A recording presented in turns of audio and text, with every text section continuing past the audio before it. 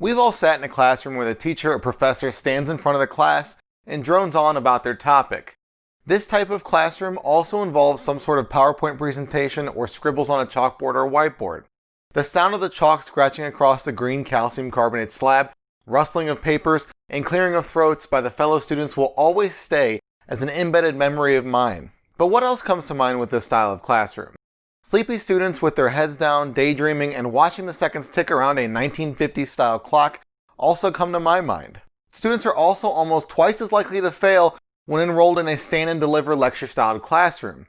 Well, if you've been in the corporate world for a while now, then you also know that the majority of training sessions aren't that much different, especially when it comes to compliance, but it doesn't have to be.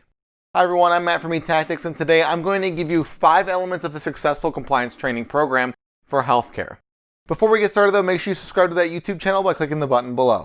While you're down there, hit that alert bell icon next to it as well, so when we post new helpful content, you get notified.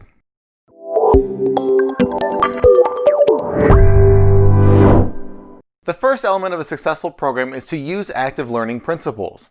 In a nutshell, active learning is essentially doing the opposite of the type of learning that I mentioned in the introduction part of this video. Don't hold a presentation where you're standing in front of your conference room lecturing on like a dull politician does during a filibuster.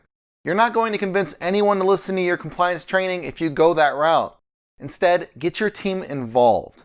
Get them out of their seats, split them off into teams, and have them work amongst themselves. Once they're together and their teams pose a compliance question or scenario to the entire group, and let them come up with the decision on their own as to what they would do. Active learning classes boost student grades by at least 6%. The second element is to give quizzes and grades. Did you ever have a professor or a teacher who didn't believe in quizzes or tests?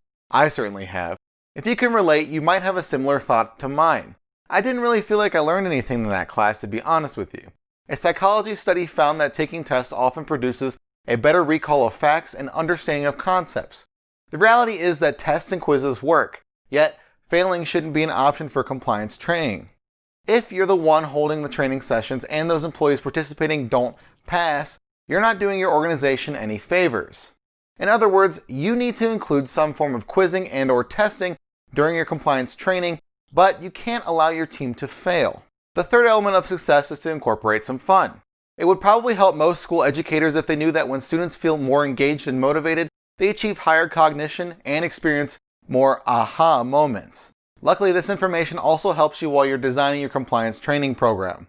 If you plan on implementing the active learning strategies that I pointed out earlier in this video, your students are already separated into groups. Use that to your advantage and turn a segment of the session into a fun game.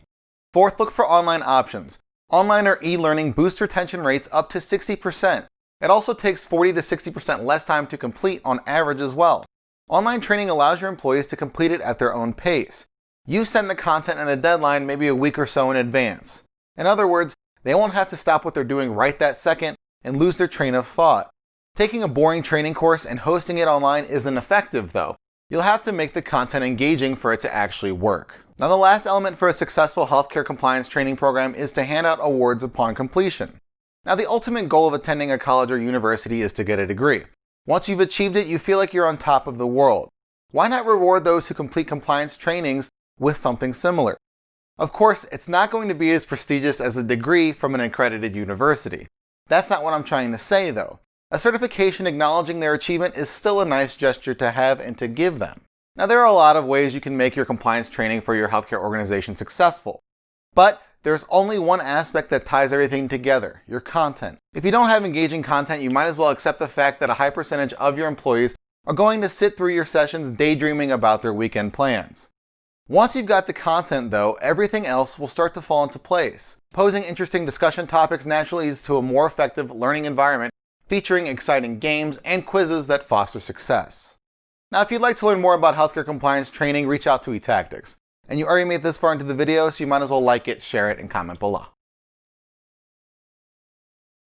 Well, what are you waiting for? Subscribe to our YouTube channel.